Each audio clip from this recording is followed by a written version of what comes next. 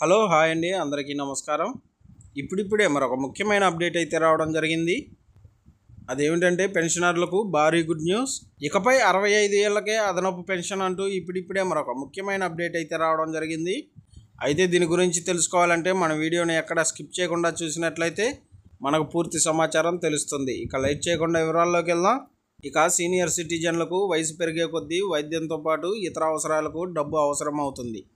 ఈ పరిస్థితుల్లో వృద్ధులకు ఆర్థిక భద్రత అందించేందుకు ప్రభుత్వం కొన్ని చర్యలు చేపట్టింది.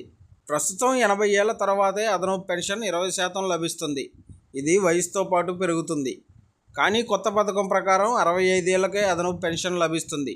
65 ఏళ్లు దాటితే అదనపు పెన్షన్ అందించాలనే పార్లమెంటరీ కమిటీ సిఫార్సులు ఆమోదం పొందితే సీనియర్ సిటిజన్లకు పెన్షన్ ఇలా ఉంటుంది. ఇక 65 ఏళ్ల వయసు ఉంటే 5% అదనపు పెన్షన్, 70 ఏళ్ల వయసు ఉంటే 10%, 75 ఏళ్ళు ఉంటే 15%, 80 ఏళ్ళు ఉంటే 20% అదనపు పెన్షన్ లభిస్తుంది.